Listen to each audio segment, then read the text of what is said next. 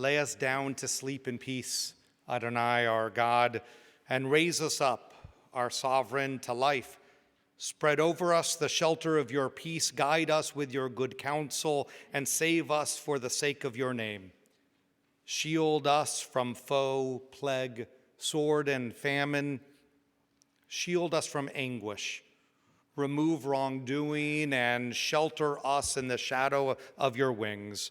For it is you, O God, who protects and rescues us. It is you, O God, who are our gracious and compassionate leader.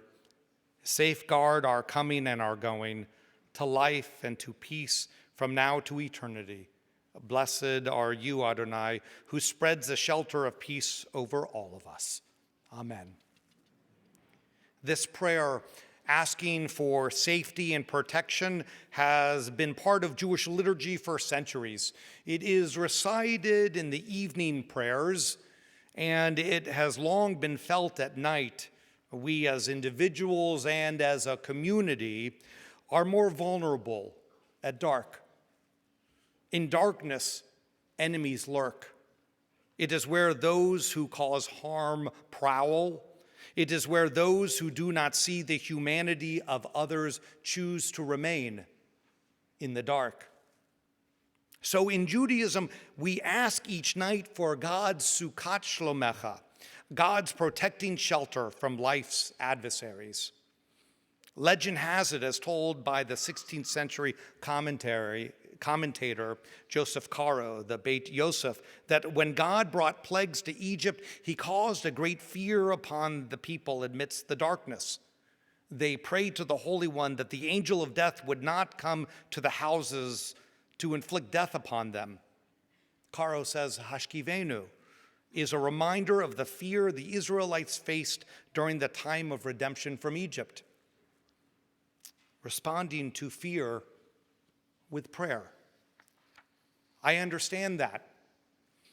I can only imagine how fearful the Israelites must have felt witnessing God's plagues against the Egyptians, boils and lice, hail and locust. Helplessness, certainly, but not hopelessness. To me, this prayer does not sound hopeless or desperate. It is measured and direct for a people in need of God's protecting shelter. As we are gathered here, friends of various faiths and denominations, we are aware of the fear which seeps into our lives. 8 days ago, many gathered together in response to the hateful and graphic graffiti spray painted on the walls of the Bethesda trolley trail. The intent was clearly to cause fear and spread hate in our community. In red paint, images of gallows desecrated the walls with the words, "No mercy for Jews." And further along the wall, swastikas with white power symbols were painted, and this occurred just behind Wildwood Shopping Center, just down the road from where we are. We stood united last Monday against these symbols of hope, and I want to thank our county executive, Mark Elrich, the Parks and Rec Department, the officers of MCPD who took immediate action. We rely on your leadership to make clear that hate has no place in Montgomery County. The response from faith community up and down Old Georgetown Road was immediate. Some of those houses of worship are present here tonight, and many more sent notes of support and are here in spirit. Hate against Jews or African Americans or Asians or Latinos, hate against our LGBTQ neighbors cannot be tolerated. Hate reared its head in Colorado Springs just Saturday night as a gunman killed 5 people and injured 19 at Club Q.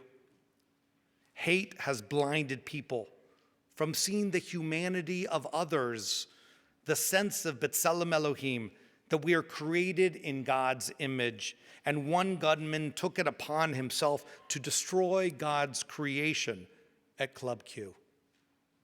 Another decided to spray paint Jews hanging in Bethesda for all to see. I send prayers and resolve to those families of the dead and wounded and traumatized at Club Q.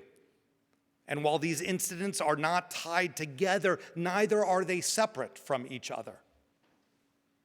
The acts of hate and violence occur when we collectively allow loathing to be in the mainstream. Through various factors, we have become too tolerant of intolerance, too resigned to respond to incidents, too isolated from each other, too comfortable waiting for the next headline. When we see ourselves as individuals responding alone, or even houses of worship responding alone, it is overwhelming. Rabbi Jonathan Sacks, in his book, The Dignity of Difference, writes, survival turns out to depend not so much on individual strength as in habits of cooperation. One man loses against a lion, but 10 men stand a good chance of winning if they can coordinate their efforts. He continues, eventually they learn to cooperate, and cooperation is predicted on trust. The belief that you will reciprocate now or later the actions I take that benefit you. So fundamental is the principle that economists have given it a name. They call it social capital, meaning the level of trust in a society, Sachs writes. These past years, friends, have challenged and frayed the trust in communities. Too often, we have barricaded ourselves against each other. But I refuse to accept being a victim of mistrust, the lack of cooperation, or a breakdown of social capital. Our houses of worship stand together, not in response to an incident, but as an affirmation of faith, an affirmation of hope. Tonight, we tell Cain, yes, you are your brother's keeper. Unequivocally, yes, we are each other's keepers as well. As communities of faith, we are guided by Micah's shared moral vision of doing justice, loving mercy, and walking humbly with God. We must embody the Torah's expectations to care for the stranger, watch out for our neighbors, and like Moses against the Egyptians, we must find the courage to stand against those who diminish us. Moses did not stand alone. He stood with Aaron at his side, and we cannot stand alone either. We must resolve to stand with each other and send a clear message that hate has no place in our communities. But what does that look like? What are the actions beyond the words? So first, we must be prepared to be uncomfortable. We must talk to people we don't normally encounter. We must hear each other in different and deeper ways and accept a degree of discomfort which will lead to growth as individuals and as people of faith.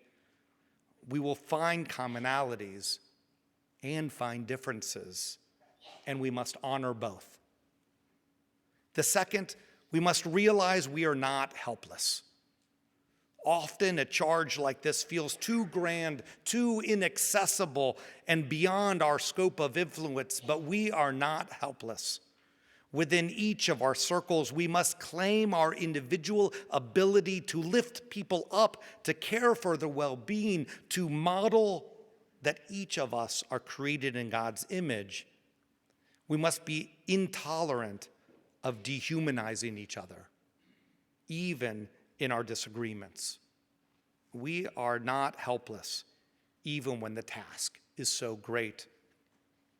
And finally, to be proud of who you are. Our community is most beautiful when we embrace our diversity of cultures, of various practices, our religions, our languages, our dress, our differences. When who we love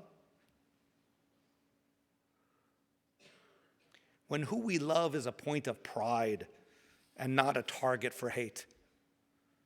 When where we worship gives us a feeling of sanctuary and embrace. rather than anxiety of who might storm in.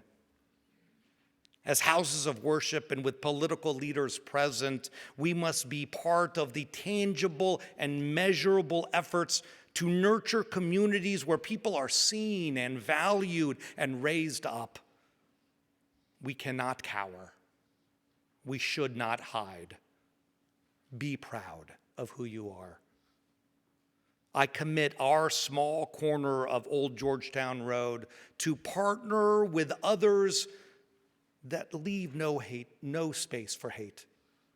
I commit Bethel to embrace our diversity, making us stronger and resilient. And as we approach the month of Kislev on Thursday, the month of Hanukkah, and the beginning of Advent on Sunday across the street, I pray that we rededicate ourselves to our highest values, rededicate ourselves to honoring the interconnectedness of community, and leaning into our interdependence on each other to build trust and hope and strength. Tonight, I pray, lay us down to sleep in peace, Adonai our God, and raise us up, Sovereign, to life. Spread over us your shelter of peace. Hashkivenu Adonai Eloheinu leshalom v'hamidenu malkeinu lechaim. Happy Thanksgiving.